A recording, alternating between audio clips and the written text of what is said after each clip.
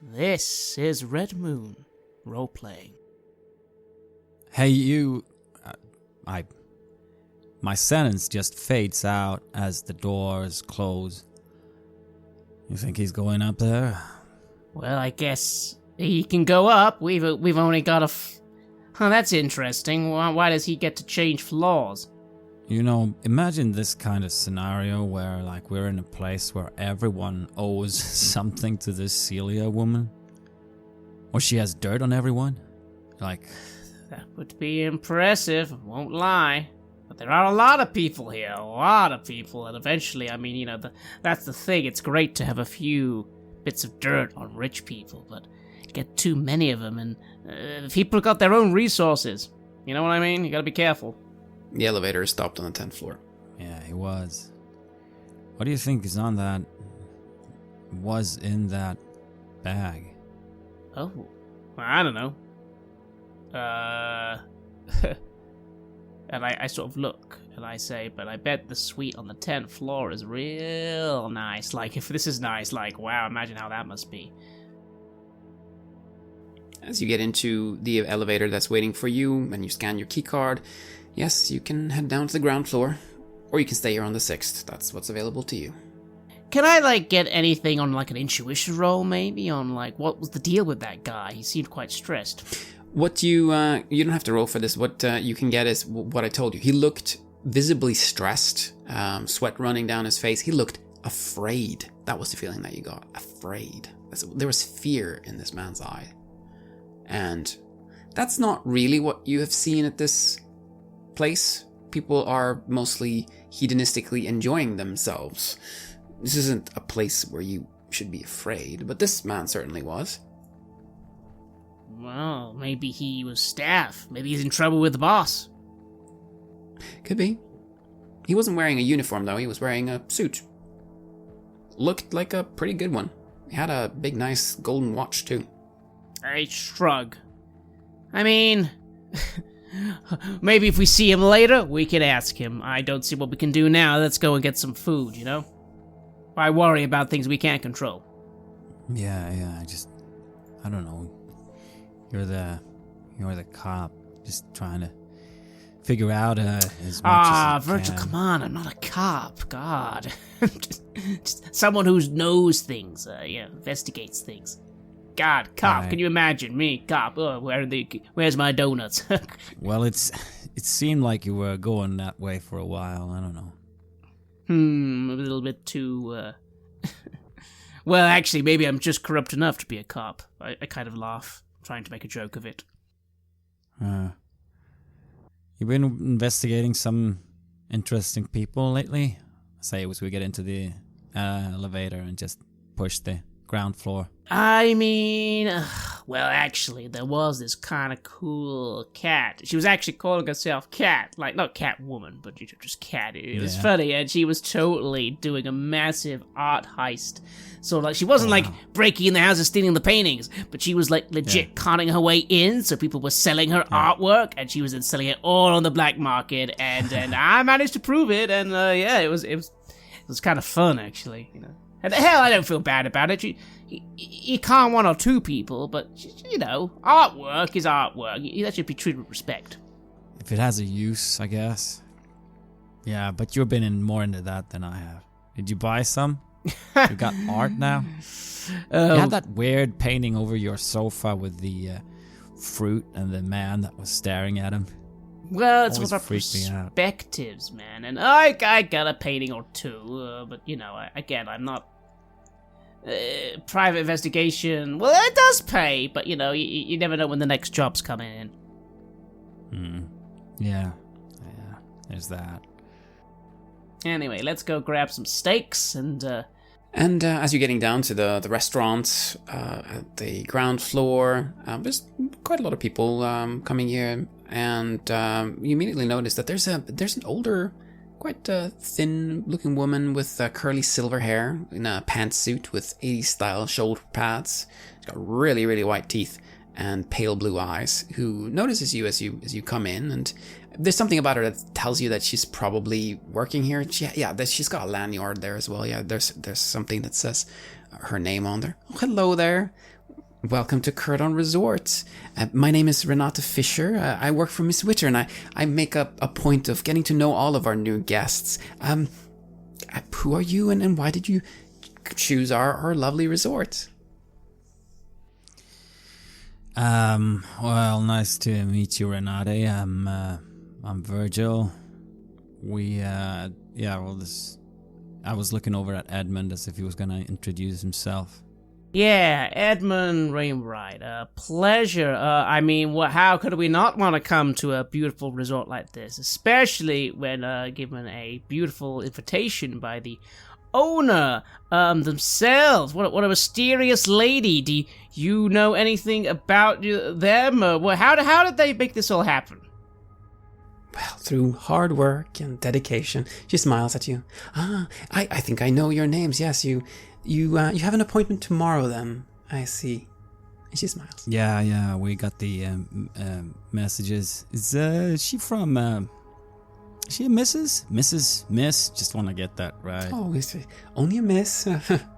Are you, you looking? She smiles. Well, who knows? But I get it. How impressive to achieve all this on her own. This beautiful island, this beautiful hotel. I have to say, I've never heard anything about her before now. Is there anything, do you know, how did she make her mark in the world? Is this her first endeavor? And as I'm talking very quickly and throwing out a lot of things, I'd like to attempt to use my fast talk ability, which is whenever you talk to an NPC to get their attention, roll coolness. Mm-hmm. For 11, so yes, I'm trying to see if I can get this lovely woman just to give us a small something about this mysterious woman as I ask 100 questions. You are asking a lot of questions, and what you do understand is that Miss Witter she arranges quite a lot of meetings, and it's meetings with very important people, and everyone who comes to see her, well, they all come to respect her greatly. And she usually gets her way. That's the kind of woman that she is. She's someone who gets her way. I ramble on a little more and finish with, I guess she's almost like a socialite. I get it. She knows the best people, and she knows how to make things happen. That's what you're saying. Something like that, yes. I'm sure you will enjoy meeting her. I'm sure we will. In the meantime, where's a good place to get a good steak? I smile. Right here, and she points. This is our finest restaurant. We have chefs that are flown in from all over the world. We would like to keep things fresh here. You will be able to get the best cuisine in this part of the world, right here in this restaurant. So do enjoy. And have a great rest of your day, she says, smiling. And you smell this strong citrus smell coming from her, this old lady perfume that likely was popular when she was young, which was quite a long time ago. As she leaves, that smile fades a little as I whisper to Virgil, shit. I really have a feeling that we're not going to be able to say no to whatever it is. I'm just praying it's something not weird.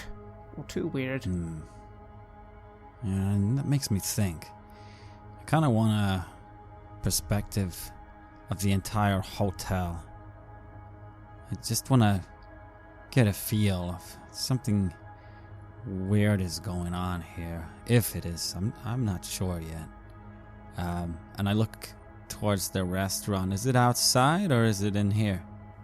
Well, it's right in here, but there's of course the possibility to sit outside as well. But you see that, there's this big buffet that's set out, and you see chefs that are preparing extremely juicy looking steaks, and you're feeling quite hungry actually after this long journey that you were on, and the smell is just, it's to die for. You haven't smelled this good food, well, for a long time, if you ever have, to be honest.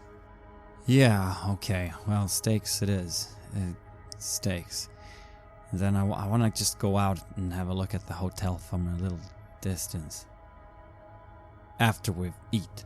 As you are sitting down to eat, having gotten your absolutely delicious looking steaks, you notice that there are some people sitting in the bar area close by. There's a woman in her early 20s with pink and electric blue hair, taller than most men.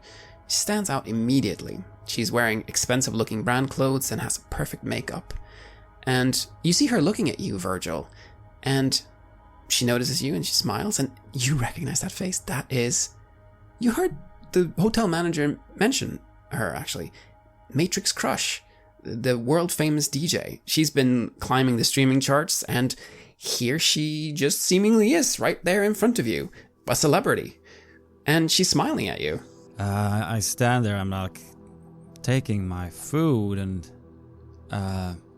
just kind of looking around, because it's usually not me people look at unless they just think I look weird, or maybe she thinks I look okay.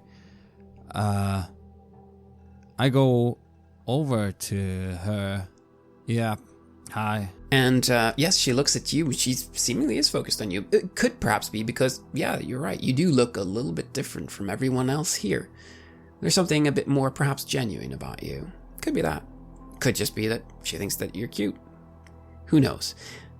She smiles at you and she says hi as well. And with her are 2 men and a woman in similarly fashionable clothes, but careful not to outshine the star. And she speaks with an Australian accent. Hey, what's your name? I like you're wearing rings, right, aren't you? These are my rings. These are my talismans. They actually have a purpose, you know. Yeah, so she's looking at those and she says, hey, I love those. What are they? Not that you'd understand, but there's protection. There's protection, and there's also a way for me to focus my powers, I say, and I roll my eyes as if she'd get it. She seems to kind of light up at that, as if she finds that interesting, as though she's perhaps a little bit interested in that kind of stuff herself. I'm Mary. You just arrived, I guess. Yeah. Hi, Mary. I'm Virgil. Yeah. Have you been here for a bit, or what? Yeah, I've been here for a few days, just prepping for my performance tomorrow. He's noticed that she has these really fancy Louis Vuitton earrings with sapphires in them. Well, you got some nice jewelry there, though it's not actually gonna protect you against anything. Oh? Do you have something that could protect me? Yeah, I might have, but not for the both of us. And you might have to be able to, use it. Yeah. Well, you might be able to teach me then, she says, smiling. Why don't you and your friend come join us? Yeah, okay, yeah, sure. Did you know that as Edmond comes up, I just say, did you know that, like, after 9/11, that the Philippines was a front for America to, lead our war on terrorism? And I sort of slap Virgil on the back and say, of course she does, buddy. Hi, Edmond Wainwright. Edmond Wainwright, a pleasure to meet you, madam. And she smiles at you as well. Yes, I'm Mary, and the others, they introduce themselves as Logan, Jackie, and Chris. And they kind of motion for you to sit down and to join them here. They have opened a few drinks already, and they have a few drinks in front of them already, and bringing over waiters to bring in more. And they're trying to strike up a conversation here with you. Why not? These guys are getting the drinks pouring, and there's nothing wrong with more drinks, so I'll join them. And wow, she's like a celebrity, and she's quite attractive too. Which is nice. I try and neaten myself up again. Again, even though I am a little scruffy, my clothes are not bad. They're not bad clothes. I can afford to buy good clothes. They're just a little worn because of all the... Well, a couple of times I've stumbled out of a nightclub in them. But yeah, these people seem nice. And I'm curious because I'm going to try and bring up at some point in the middle of the conversation. So, you here to see the famous... Miss Celia Witter? Personal invites, all that? You can roll to read a person. That's a 16. No, I'm just here for the performance, And you notice that there's something that's a bit off here, and the entire situation is a little bit off because she's very high on the streaming charts. This is a hotel, okay? It's a hotel for rich people, sure, but she's not in the part of her career where she should be having these kind of stays at casinos or resorts. That's something that comes later. You know, she sells out venues. What's she doing at a hotel?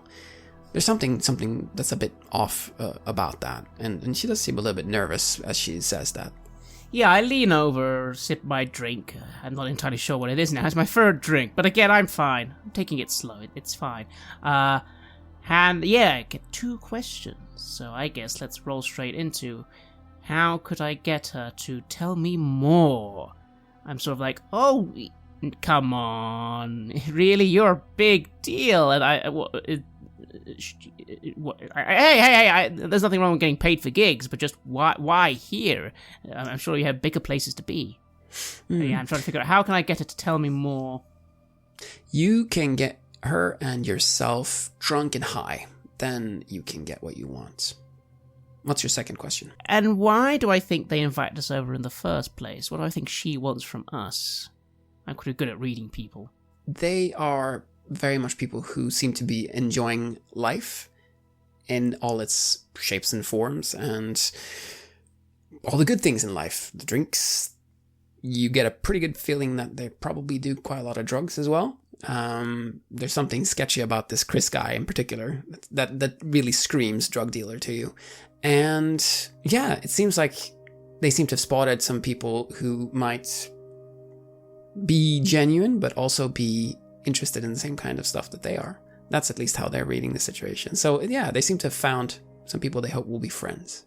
Well, again, I won't be touching anything too hardcore because drugs and alcohol, it's dangerous. And again, I don't even alcohol, I don't need that much. But I could have a little more, and it's like Virgil was saying, let's relax, and I'd like to know why she's here. So I think for now, I'll play it cool because I think we're going to need to eat and have a few more drinks before I get the answer I want. So for now, I let the conversation go easy, and I smile at Virgil, trying to show him that, hey, I'm having fun. Hopefully, he is as well. Yes, Virgil. What are you talking to these folks about, and who are you talking to? Are you talking to Mary, or are you talking to Logan, Jackie, or Chris? I'm kind of talking to anyone who will listen, who wants to learn things, because I always have something to tell people about, like about the Philippines, about the history of the country, about current economical situation, but more so like the amount of homeless people and things like that, and things back home. I tend to just talk about all the things that I know and see if there's anyone that wants to learn and listen. You do that, and Mary listens attentively, as does Logan, Jackie, and Chris. And you are enjoying the steaks, and the drinks keep on coming, and you're getting along really, really nicely. She's really cool for a celebrity. Like she seems really genuine. Like she hasn't gotten to the point in her career where she looks down on people, where she's still pretty early on, and she's probably not all that different from normal folks, really. She's just a celebrity that you've seen on TV before, and here she is, and she's talking to you, and you're hanging out with celebrities and eating great food and having amazing drinks, and you're getting more and more buzzed, and then there's a suggestion that why don't we continue this party in our room, it'll be fun. I am having a really good time, and I'm surprised that they just wanna listen, and they wanna talk, and I don't usually make friends very easily. People tend to kind of grow tired of my conversation.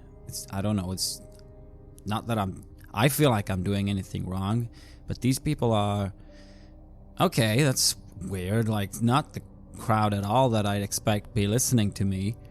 And I wanted to go out a little bit away from the hotel to get a view of it, but I guess since we don't have anything to do until tomorrow evening, then fuck it. Let's go to a room. Yeah, I'm on board. After all, she needs a few more drinks before she'll share, and I want to know why they're here, and I'm having a good time, and you know what? Maybe I can let my guard down, and yeah, you know, it's the day's coming to an end. There's nothing wrong with a little bit of drunkenness. We're in a nice fancy hotel. It's fine. I'll stay off the drinks tomorrow. You just don't seem as fake as all the other people here, you know? I've been speaking to so many people who are trying to, you know, hard sell me on how awesome crypto is or why ivermectin is going to make you immortal, and I'm just so tired of that. And you guys seem better than that. And as we've gone on and I've had a few more drinks, I keep saying this thing, like, I keep quoting Blues Brothers for some reason. And I say this again, as I said a few times. I'm saying, well, we're on a mission from God. You know, we're not here because we're tech bros, we're politicians, or making money. Like, we're here for a completely different reason. And she giggles at that, and the others are also smiling and seem to genuinely enjoy having you around, sharing your stories about being on a mission from God and all that. It's just something kind of seemingly very fun and quirky about that they seem to quite enjoy. And you're led to their room that's also on the 6th floor. And when you get to the door, Logan, who seems to be kind of their security guy, says, hey, let's collect all the phones, all right? We don't want any of this showing up on Instagram, okay? You're not gonna mess with my phone. I'm just saying that. Don't mess with my phone, okay? Don't get into my phone. I could just leave my phone back in my room. How about that, Virgil? You stay here for a sec. I'll be right back. Then you know we haven't got our phones on us, and we know our phones are safe. We don't need to put them in a bag. I say, trying to be cool, but I'm quite paranoid about people taking my phone. Sure, I mean, it's on the same floor, right? You just don't be long, all right? Okay, well, take mine too then. Here, just take it. And I will do that. I have no problem quickly getting our phones and running back to our room, and I'll come back and knock on the door. Yes, and then the party continues. The point was just to not have your phones, because they're really paranoid about that for good reasons. You guys are really getting pretty smashed here, and it'd be very embarrassing, you know, if someone gets footage of Matrix Krush being smashed at a party, saying or doing embarrassing stuff. That's not, you know, you gotta protect the brand, right? So no phones. And that seems to be what has happened here. You quickly, of course, get your suspicion confirmed as Chris rolls up with a tray of lines of cocaine, as there's, of course, you know, the bar is open, so everybody's drinking from that, and then there's some other people who are also joining. They all seem cool and introduce themselves. One guy calls himself Filippo, and Virgil, you end up talking to him about the metaphysical, about magic, and you know how maybe, like just maybe, life could be so much more than what we can see with our own eyes. But it's like really weird, out there, drunk talk, you know?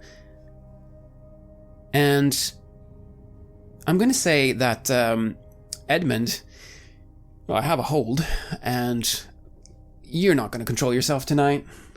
You're going to go full, all out. You can't control yourself anymore. Yeah, well, I suppose I did give in. Too many drinks. Why not just a little tap of something, and feels good. This is fun. I'm forgetting about bad shit, and these are nice people, and hey, and eventually I'm gonna get that answer. Again, maybe you don't know what the time is, but eventually I just go like, so again, but why are you really here? Has she got something on you? And I give a wink. I was like, drink. You're trying to get a hold of Mary, but as you're doing that, you're starting to notice how, you know, some of the people are starting to take off their clothes. This whole situation is starting to get a bit carnal. Are you gonna stay for that?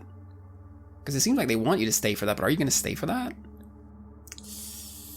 I mean, I kind of liked Mary herself, but she's not there. These are just her friends, aren't they now? No, she's also around here somewhere.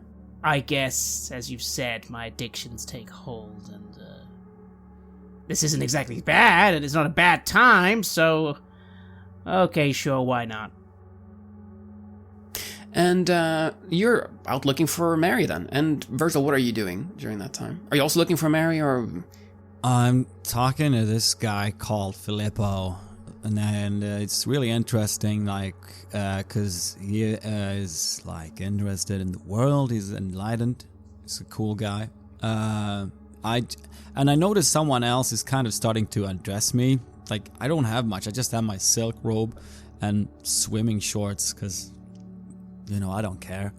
And I just keep talking, and whoever's undressing me, I talk at them as well, and I keep talking about all this stuff. And then I guess I'm touching someone, and then something else is happening, and one thing leads to another, and maybe there's sex, I guess. Do you think you end up with Mary then, Edmund, given that you were specifically looking for her? I think so. Well, then that's what happens. And it's all haze. You are so incredibly drunk, and a bit high also, or quite a bit high even. You are asking these questions, and you're just getting back, I don't want to talk about it, just fuck me, alright? But there is, at some point during the night, you can't really tell exactly when, but you hear her say, "Look, I killed someone. It was an accident. Alright? I want to forget about it." I look around. Maybe at this point it's, as you said, I can't really tell the time, but it's probably late, real late. We're probably in a bed or some couch or something. I kind of lean over and I pat her on the head. And I say, hey. That's right. That's heavy. Were you invited here personally by this Celia woman? Does she say she knows? Before you black out for the night, you see her showing the envelope that she has received. A red envelope with black, shiny letters written on it. And Virgil, yeah, if you let things happen here, then they're definitely happening, and you're having a good time. And it's morning. And you wake up and you are incredibly hungover. It's all a bit of a haze. There's naked and barely clad people everywhere in the room. There's someone who's throwing up in the bathroom. It's disgusting. And Virgil, you are the first one to wake up. Edmund is, he hit the drinks and the drugs a bit harder than you did. You find yourself moving towards the balcony. How do you feel? Pretty bad. Pretty good. It's like, wow. That was crazy. That was probably really fun. I'm kind of aching all different places in my body. What did I do with who? Was it that one? Just look over at one person. I'm not sure. Wow. Try to find my robes at least. Something to put on. Maybe find another line to draw. You find your robe, and you get a little bit of the drug equivalent of Herod the dog. You feel a little bit better. You still feel bad though, but you feel a little bit better. And the sun is beating down on you as you get closer to the balcony. It's starting to be quite late in the morning already. But as you look out, you see on the horizon that there's dark clouds out there. And something makes you look up. And you look up and you see up there, that must be the 10th floor. There's someone up there. There's a man up there. He's standing on the railing. What do you do? Shit.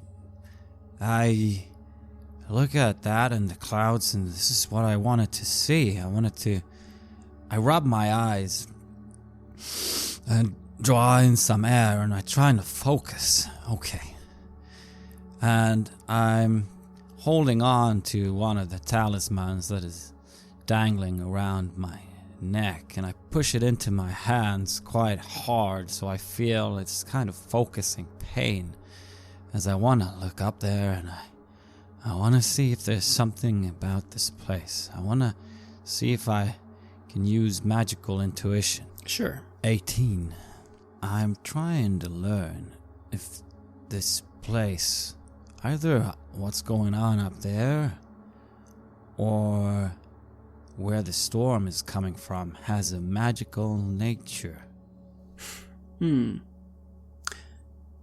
looking at the storm, and the storm doesn't...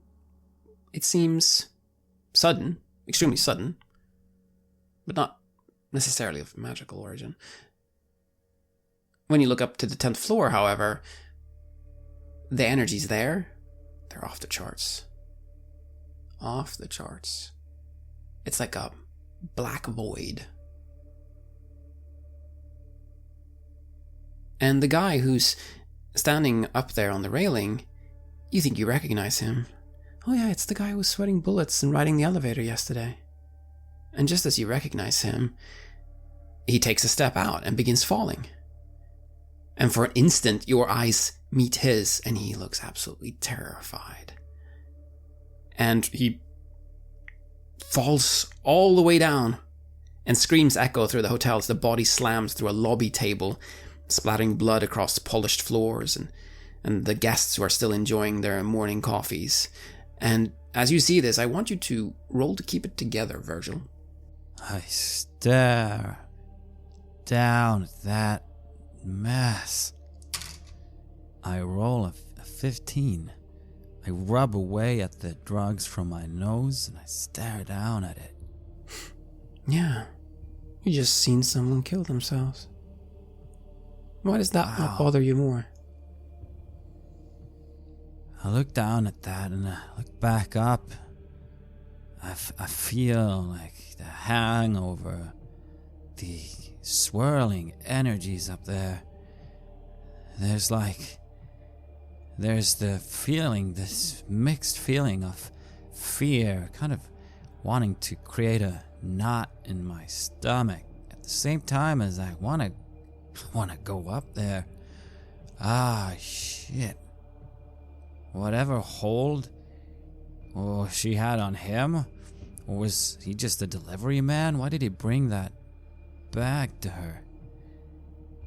And for some reason, these are the things that fill my mind more than the fact that I've witnessed something really gruesome. Yes, and as the large crash and the screaming is heard, Mary wakes up suddenly, and you wake up as well, Edmund. What the hell was that? And the entire room comes to life, really, as everyone reacts to this, in spite of the hangover that most of them are fighting. I announced to the room that a guy just jumped from the 10th floor. What the hell? You're fucking kidding. Hang on, and I slowly head out to join Virgil and look around, and I guess look down. And you see that is what has happened. And I think what we'll do is we'll cut to, you've made your way down, because everyone's heading down. I mean, everyone has to see what the hell happened here. I mean, this is crazy. And there's a large crowd that's gathered around the breakfast buffet and the dead body. And everyone has their phones out, and there's several people who are clearly live streaming. And the man with the clipboard is ordering staff around, trying to keep the crowd away. And you hear them referring to him as Guzman. And you even see a guy who looks like the budget edition of Keemstar, who's live streaming from the site. Oh, check this out. This guy's name, Paco Santiago. I googled him. He was on the news this morning. Some kind of big shot public prosecutor murdered his pregnant mistress. Must have just killed himself. I mean, his life was pretty much fucked at that point anyway. Total loser energy to the max, if you ask me. Alright, slap some likes on the video. Use promo code Sigma Prodigy to get 50% off your first meal delivery order. I'm out, suckers. And he closes his live stream, and people just continue taking videos. And you and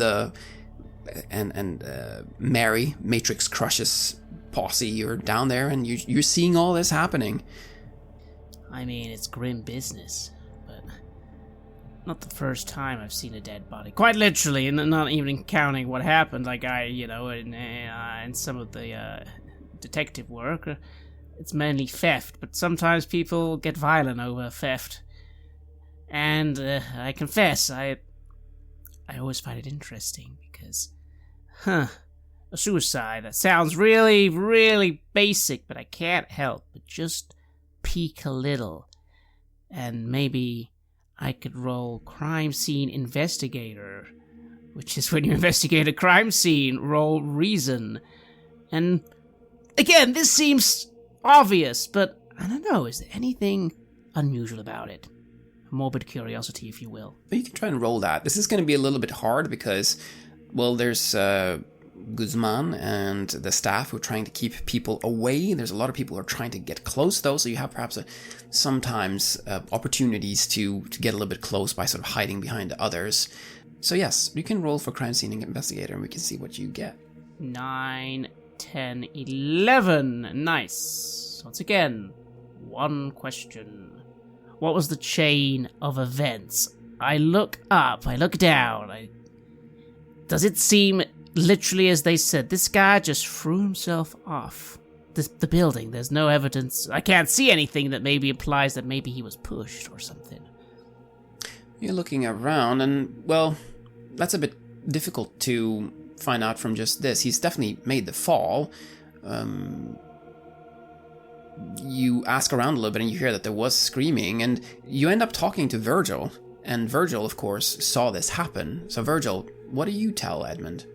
Look, there's a lot going on up there. Like, whatever she's playing with, yeah, she's in deep.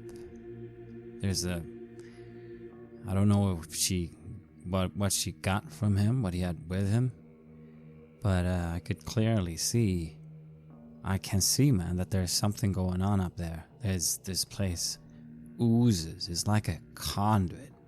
Worse than we thought. I think for a moment about sharing the insight I got from Mary with Virgil, but then I decide, number one, it's quite a blurry memory in the first place, and number two, maybe no, maybe I know. Poor Mary is another sucker, maybe just like us, and maybe I don't need to share that unless she wants to. So I'll just nod along and say, right. Yeah, I think we're gonna have to play ball. I don't wanna... I mean, you sure you saw him jump off like he looked like he wanted to? Or if there was something... Oh, he was scared, man. He didn't wanna. No, he was scared.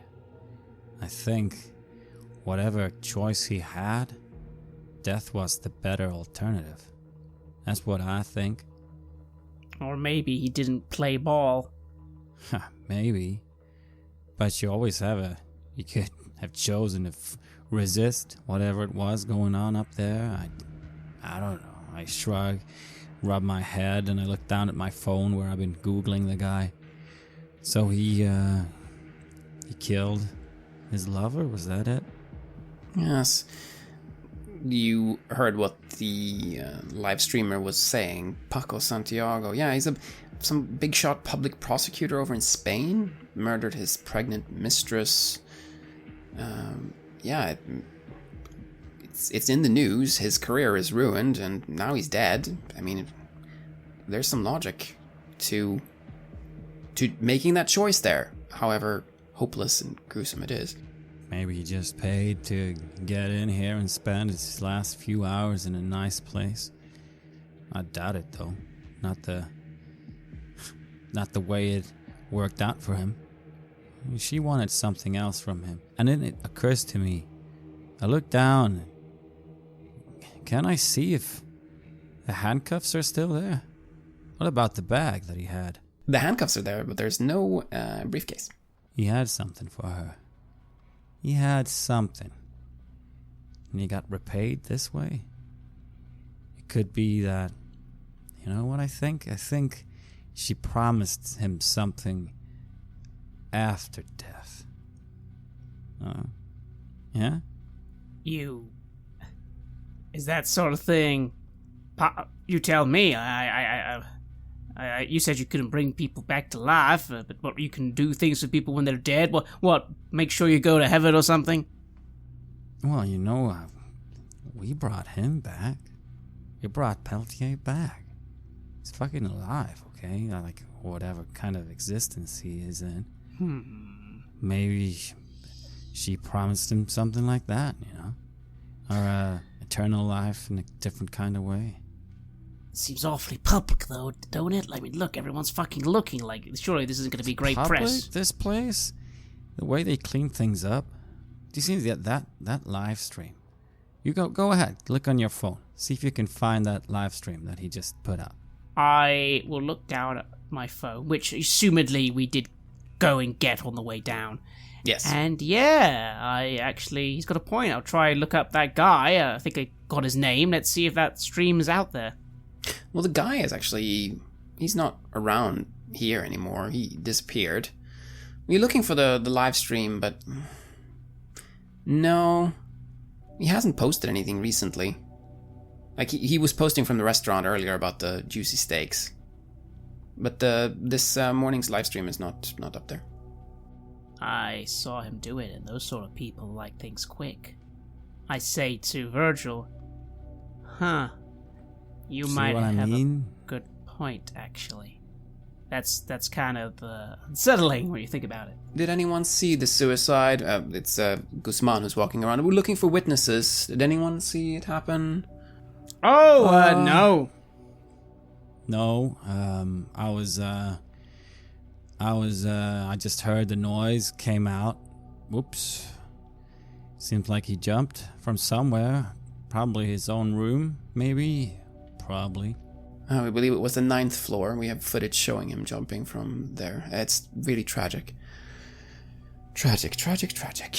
Guzman continues walking around looking for witnesses.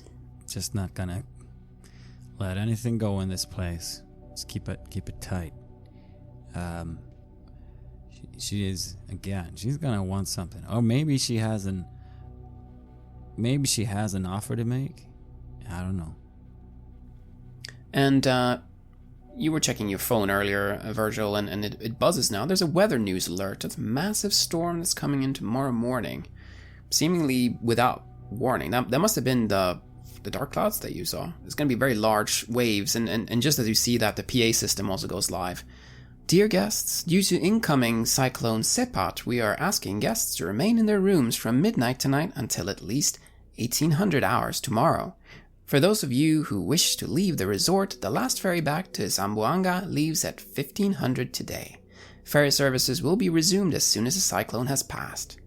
The resort is perfectly safe, and the concert with Matrix Krush will be going ahead according to schedule at 2100 tonight. Thank you, and please enjoy your stay at Kurdon Resorts. I slurp a White Russian, and I look over to Edmond again. We're gonna need those things. If you have those things, we're gonna need them. I know, buddy, I know, and I guess maybe we shouldn't cause any trouble. We don't need that. We're here for a reason, and then tomorrow, once the storm clears, I guess then we can go, but we'll have to stick around a little longer. I don't even know how long we're supposed to be staying now I think about it. Yeah, well, it's gonna be... until, what was it, like 6 tomorrow? 18, that's 6, something like that. You have a 7-day stay, all inclusive paid, so you can stay here for a full week. But your meeting is later on today at 5 o'clock. Well, I don't know, depending how things go. I don't know how long I want to stay on the weird island of government conspiracy cover-ups. Hey, things are gonna go fine. It's gonna be alright. We do that. Do what you want us to do. I mean, I'm eager to get out and get this thing done as well, but maybe it ain't too bad, you know. Maybe it ain't too bad. Did you have fun yesterday then? I say, and I go down and I try to find a sun lounger. I think back to the night and I say, yeah, it was real swell. Mary's a nice girl. Who knows? Maybe I've got a celebrity, well, who knows? Yeah, and I smile and I feel a bit of an itch in my mouth as I think maybe I shouldn't have a drink, actually. Maybe today I shouldn't drink. Maybe I'll try, because I'm a little paranoid. We'll see how that goes, I guess.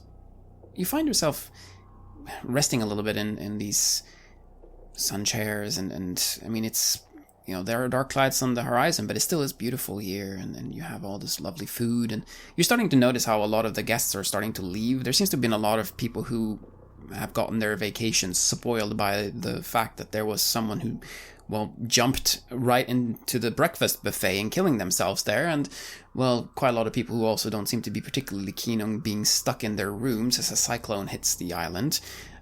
So you see a lot of people who are streaming out, but you, of course, you need to remain, and, seems like Mary will be remaining as well. She has her concert later on tonight. And before you really know it, you're coming up on around 4 o'clock. You've got about an hour left until your meeting, and maybe you should get prepped or something? Yeah, okay. So, maybe I should slip out of this, and I look at the silk rope. I saw this morning as I was back in my room to pick things up that they'd washed and folded my clothes. Maybe I just want to get back into that so I look a little bit like myself at least. And I look over at Edmund. I'm gonna get myself ready. Is there anything we think you should do? Let's just play it nice and simple. And don't forget to maybe put that suit on. I was supposed to wear suits or something. I don't look good in a suit. Oh, man. you look fine in a suit. And besides, it's this sort of, you know how these people are. It's gonna be all like, why aren't you wearing a suit? You think you're better than me? And that sort of thing. Well, maybe if we wear the suit, it's like we're good boys and girls, and we can get this done nice and smoothly. So, sure. And with that, I'll kind of go off and, find that suit. I actually quite like suits. Try and look myself over in the mirror, maybe wash my face. Maybe just one beer. Yeah, there's a beer. There's a beer. One beer won't hurt. Try and not think about dead bodies in any sense. And you're getting prepped, and on your way to your room, you see the hotel manager, William Brunner. He's speaking to groups of upset guests, apologizing for the suicide and the storm. Not that he could have really done anything about that, but, people like to complain sometimes. We'll cut to you waiting for the elevator, and you get in, and you scan your key cards, and it's showing that you can now go to the 10th floor. And just as you have pushed the button, you see that another elevator is opening and someone comes out, and from behind you see Mary exiting the elevator. Her makeup is smeared, her arms are wrapped tightly around her, and you see red marks on her arms. And you notice that one of the sapphires in her Louis Vuitton earrings is missing. And there's heavy rain that's falling outside, and the storm is now howling. And she looks at you, and it's a look of absolute terror as the doors close, and your elevator begins making its way up to the 10th floor, and you're meeting with Miss Celia Witter.